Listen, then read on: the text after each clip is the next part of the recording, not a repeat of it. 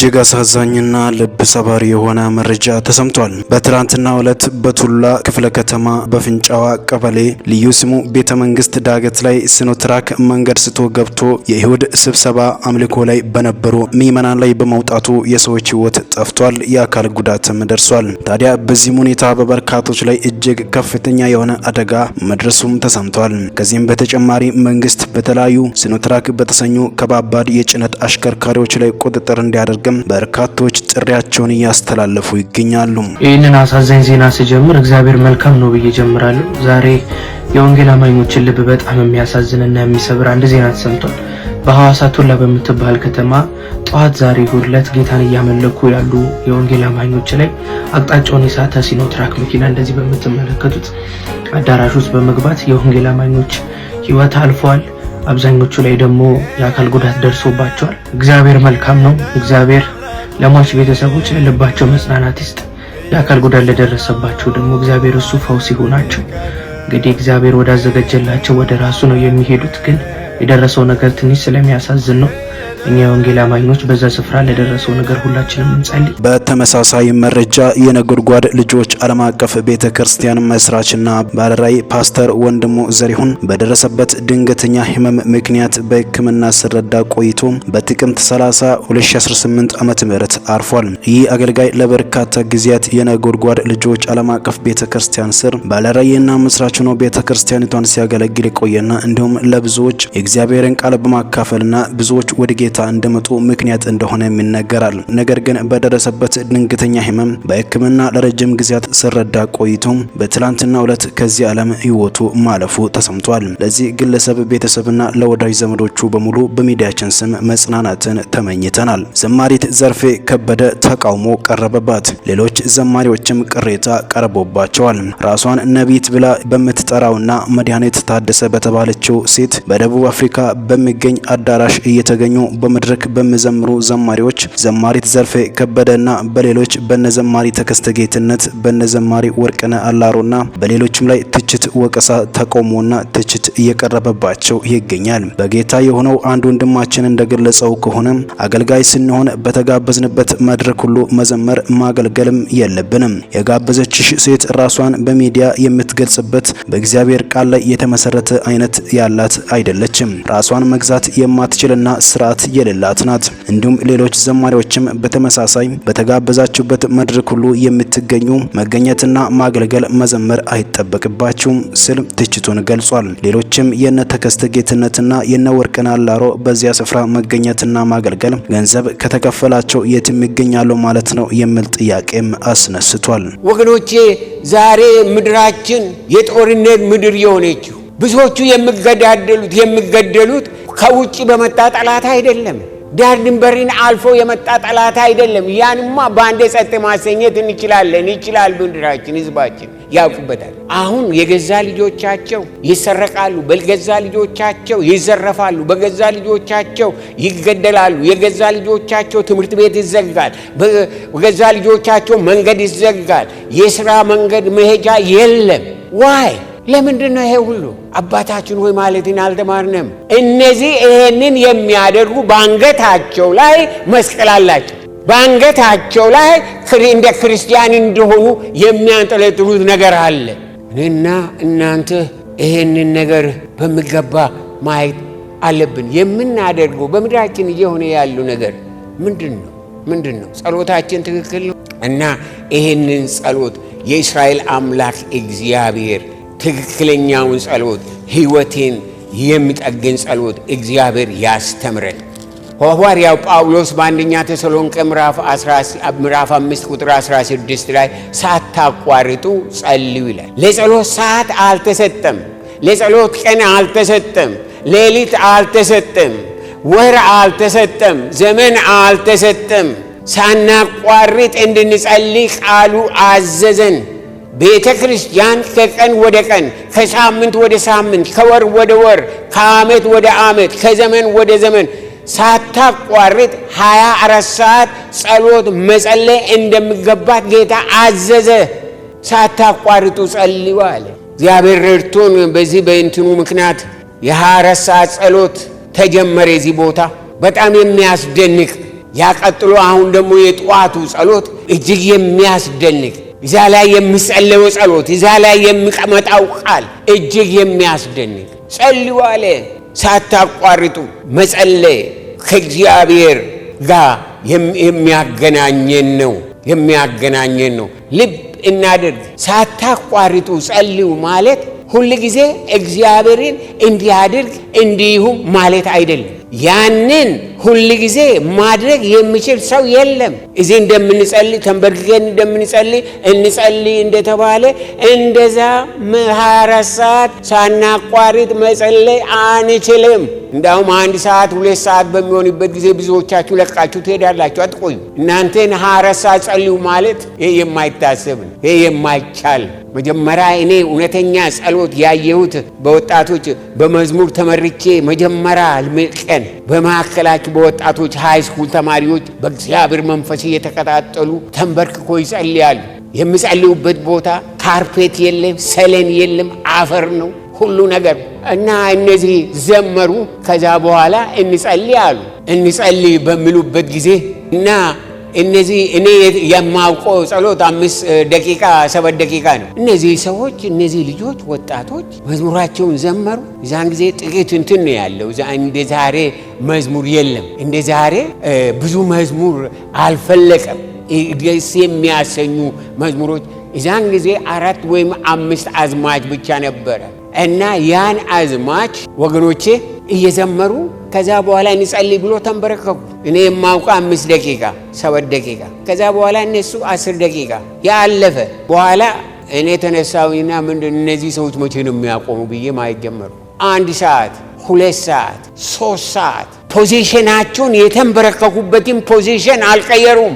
አፍንጫቸውን በአፈር ውስጥ አድርገው እግዚአብሔር ሆይ ወገኖቼ ምን ይጸልያሉ እነዚህ ሰዎች ብዬ ከክፍል ወደ ክፍል እየሄድኩ ሰማ ነበረ።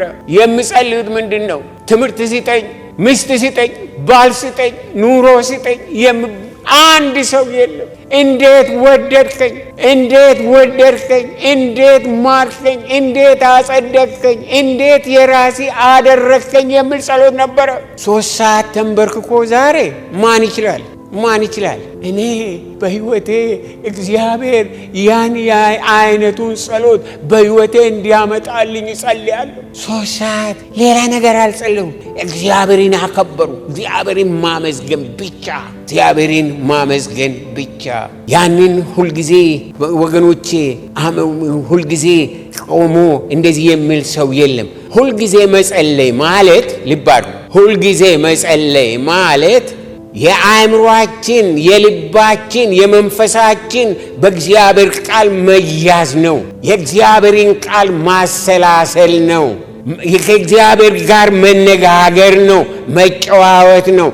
ያ በእውነት ይቻላል። ቃሉ የሚመክረን ያን እንድናደርግ ነው። ሁላችን አእምሮአችን እንደምታውቁት ጸጥ የሚልበት ያለ ሐሳብ የሚሆንበት የለም። ስለዚህ ሁልጊዜ መጸለይ የሚለው የእግዚአብሔርን ቃል ማሰላሰል፣ ለእግዚአብሔር ክብር መዘመር፣ የእግዚአብሔርን ስራ ማሰብ ነው እና እንደዚህ አይነቱም በእግዚአብሔር ቃል መያዝ እና በእንደዚህ አይነት በጸሎት መያዝ ነው። በእግዚአብሔር ቃል መያዝ ነው። ትላንትና ከውጭ ወደ ውስጥ ሲገባ አንድ እጅግ ጠቃሚ በቃል መያዝ የሚገባ በቆንጆ ጽሕፈት የተሰቀለ ጥቅስ በግድግዳ ላይ አየሁ። እዚህ ውጭ ስንቶቻችሁ ናችሁ ያያችሁት? በግድግዳው ላይ አያችሁ? ብዙዎቻችሁ አላያችሁት? እዚህ ውጭ እና እንዴት ደስ የሚያሰኝ ወገኖቼ፣ ከአምልኮ በኋላ ፌሎሺፕ ስናደርግ ሌላ ከማውራት በዛ ቃል እንጨዋወት፣ እንተናነጽ፣ አንዱ ሌላውን ያንስ በዛ በእግዚአብሔር ቃል።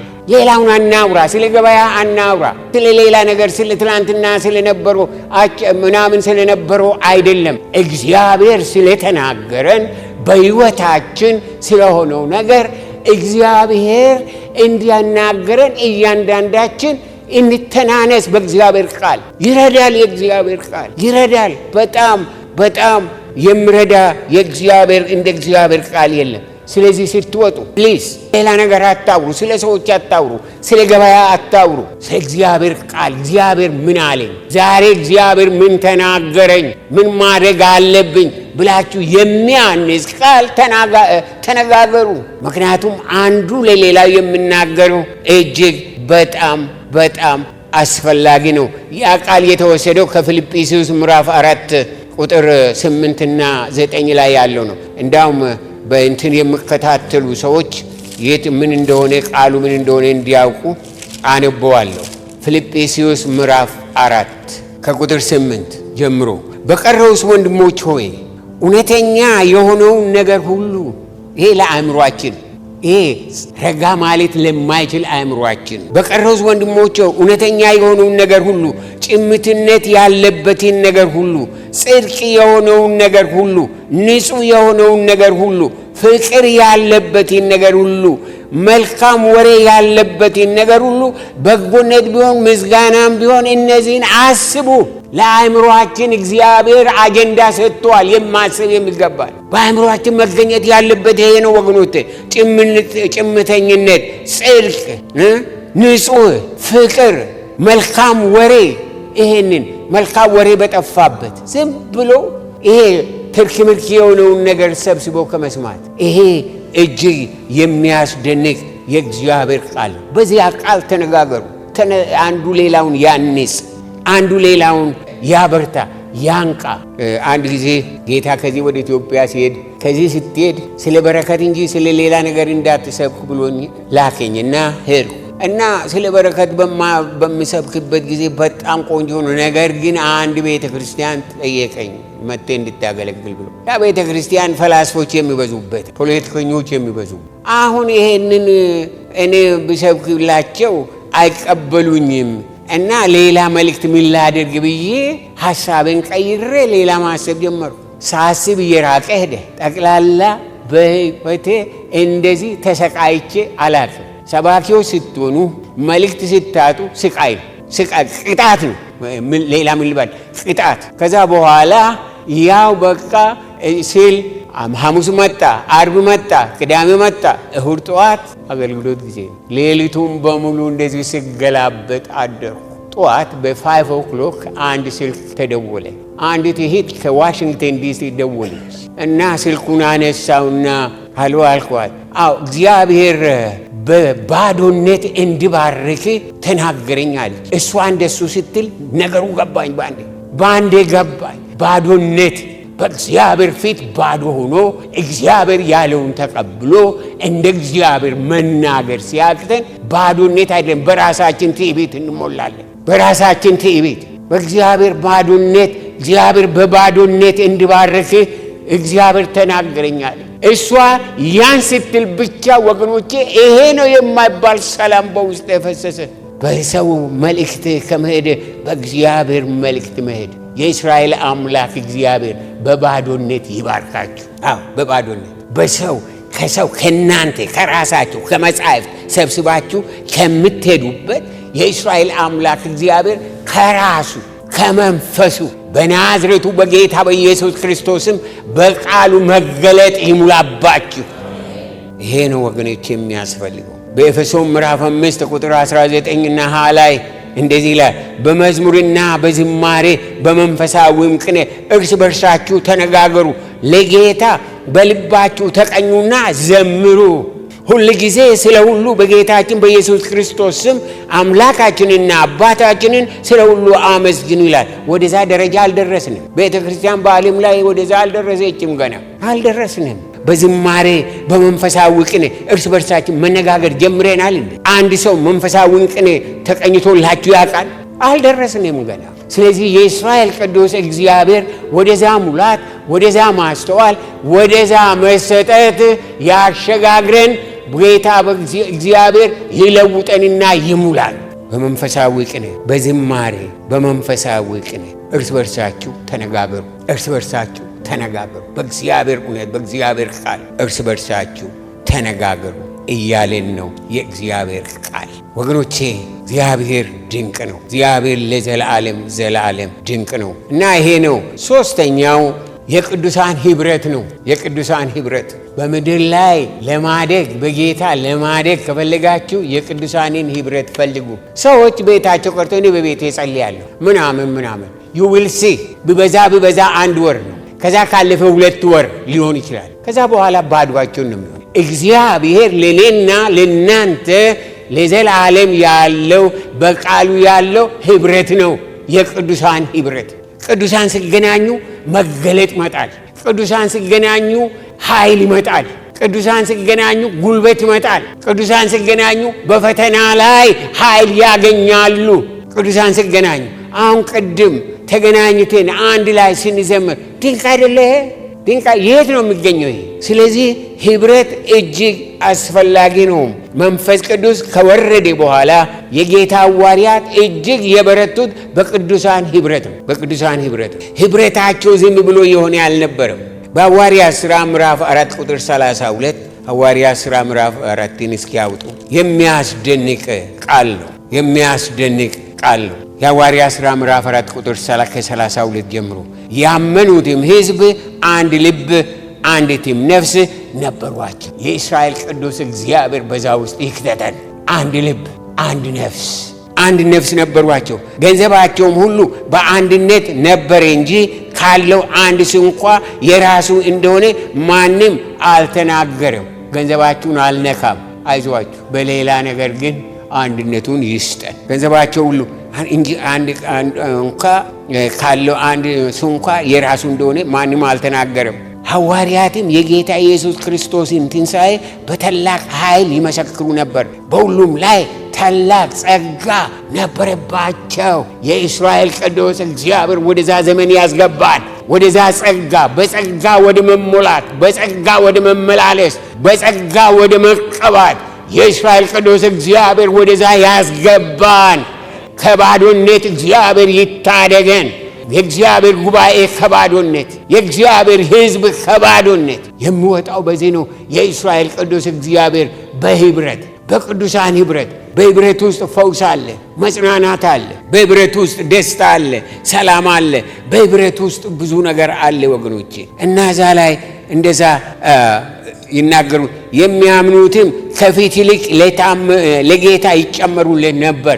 ህብረት ባለበት ነፍሳት ይመጣሉ፣ ይጨመራሉ፣ ይመጣሉ። ህብረት ማለት የቅዱሳን ህብረት የማይስበው የማይማርከው የለም።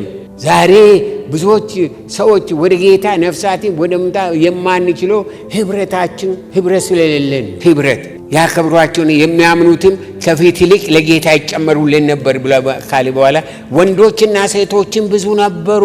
ስለዚህም ጴጥሮስ ሲያልፍ ጥላውን ቢሆን ከነርሱ አንዱን ይጋርድ ዘንድ ድውያንን ወደ አደባባይ አውጥቶ በአልጋና በወሰካ ያኖሯቸው ነበር። ደግሞም በኢየሩሳሌም ዙሪያ ካለች ከተማ ድውያንንና በርኩሳ መናፍስት የተሰቃዩትን እያመጡ ብዙ ሰዎች ይሰበሰቡ ነበር፣ ሁሉም ይፈውሱ ነበር። ይሄ ቃል በናዝሬቱ በጌታ በኢየሱስ ክርስቶስ ስም በዚህ ቦታ ይፈጸም፣ በዚህ ቦታ ይሆን፣ በሕይወታችን በማዕከላችን ይሆን። ጴጥሮስ ሲያልፍ ጥላውን ቢሆን ከነርሱ አንዱን ይጋርድ ዘንድ። ጥላው እሱ እጁን ለማድረግ አይችልም፣ ጥላውን ብቻ። እኛ ግን ጥላችን ቀርቶ ብንወድቅባቸው ምንም አይሆን፣ ምክንያቱም ባዶ፣ ሁልጊዜ ባዶ ነው፣ ምንም አይሆን፣ ይጎዳሉ። ይልቁንም እንዳትወድቅባቸው።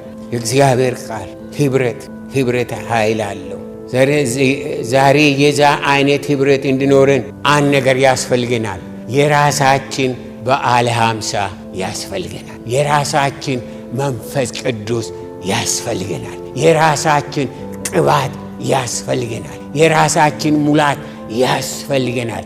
የራሳችን በዓለ ሃምሳ ያንም ያስፈልገ ወገኖቼ፣ ያ ከሌለ እኔና እናንተ ሌላ ነገር ማድረግ አንችልም። ከልብ አንድነት የሚመጣ ከነፍስ አንድነት የሚመጣ አገልግሎት ውጤቱ አስደናቂ ነው።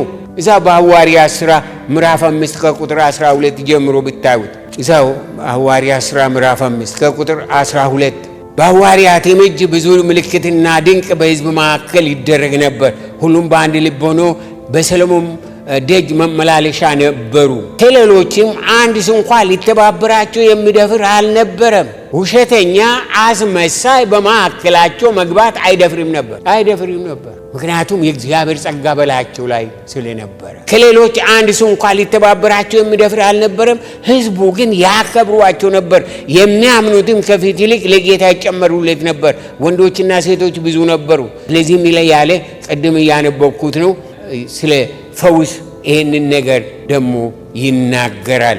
የእስራኤል አምላክ እግዚአብሔር ድንቅ ነው። በዛ ህብረት አገልግሎት ወገኖቼ ድንቅና ምልክት ይደረግ ነበረ። ህዝቡ ይከባበሩ ነበር። ነፍሳት ይድኑ ነበር። የጸጋ ስጦታ ይገለጥ ነበር። ሁሉም ይፈወሱ ነበር። የጸጋ ስጦታ እያንዳንዳችሁ እዚህ ያላችሁት የጸጋን ስጦታ ይዛችሁ እያንዳንዳችሁ ይህን ጸጋ ስጦታ የሚሰጥ ሰው አይደለም፣ ከሰው የሚመጣ አይደለም፣ ከመንፈስ ቅዱስ የሚመጣ ነው። ለእያንዳንዳችሁ የጸጋ ስጦታ አለ። እግዚአብሔር በጸጋ ስጦታ በእያንዳንዳችሁ ላይ ክብሩን ይግለጥ።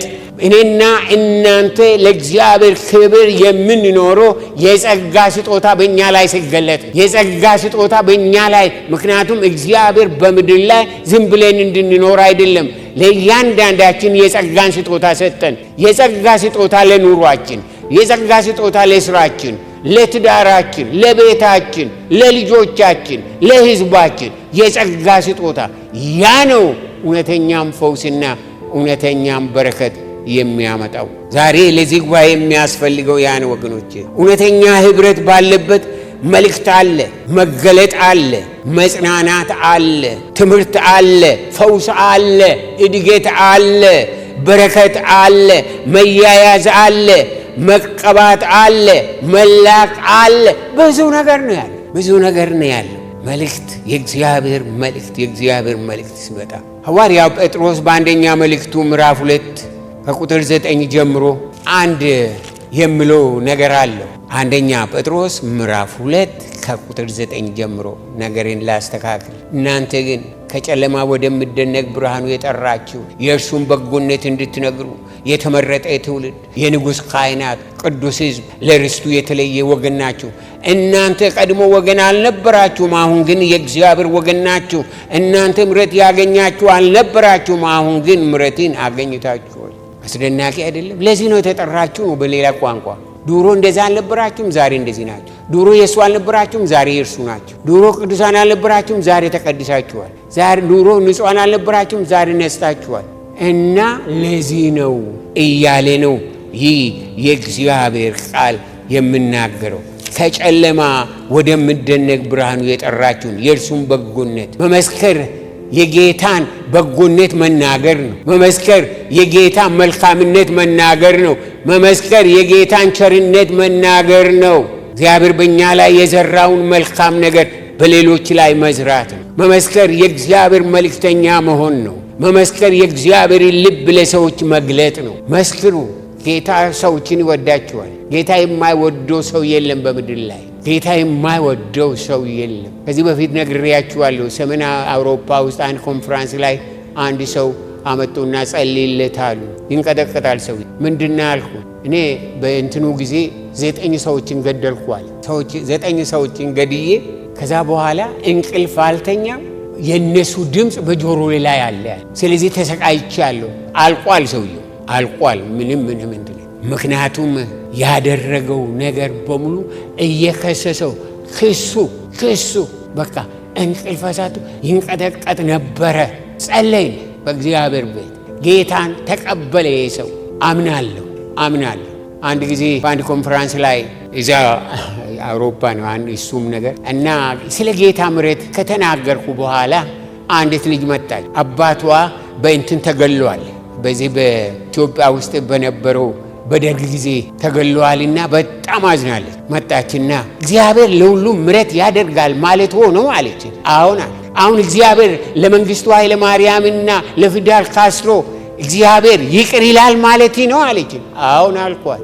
እንደዛ ከሆነ የእግዚአብሔር መንግስት አልፈልግም ብላ ወጣች። ሲወክዳው እግዚአብሔር እንደኔና እንደናንተ አይደለም፣ ይቅር ይላል። እግዚአብሔር ይቅር ባይ ነው በሉ። እስኪ እጆቻችሁን አንሱና እግዚአብሔር ይቅር ባይ ነው በሉ። ስለዚህ እኛ እንመስክርላቸው፣ እንድረሳቸው። በእግዚአብሔር ወገኖቼ፣ በእግዚአብሔር ዘንድ የሌለ ይቅርታ የለም።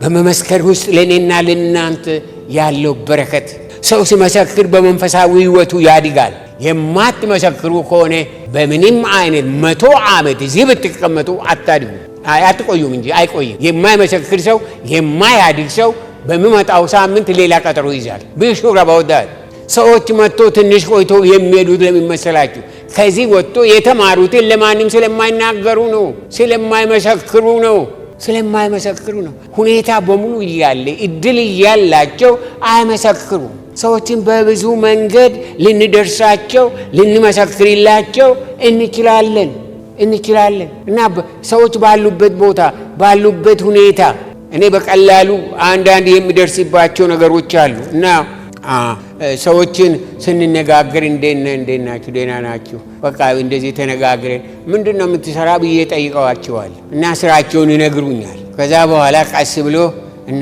አንተስ ምን ትሰራለህ ይሉኛል። እኔ ፓስተር ነኝ። አሁን የሰራችሁትን ኃጢአት የምትናዘዙበት ጊዜ አሁን ብዬ በምልበት ጊዜ ይስቃሉ አንዳንዶቹ። አንዱ እንግሊዛዊ ምን አለ፣ ከየት ይጀምራሉ አለ። ማለቂያ የለውም የኔ ኃጢአት። አንዲቷ ደግሞ በቀደም ዕለት አዘማትሮፋ ኖ እኔ ከጓደኛዬ ጋር በ19 ዓመቴ ጌታ ኢየሱስ አገኝቶኝ ሕይወቴ ለውጦ ባለቤቴ ፓስተር ነው፣ እኔ ግን የአውሮፕላን ሆስቴስ ሆኜ እንትን እሰራለሁ አለች። ፋይን ሪዘን ፕላስ በስራቸው በሚለብሱት ልብስ በሚናገሩት ነገር በሚያደርጉት ብንቀርባቸው በብዙ መንገድ ይከፈታል።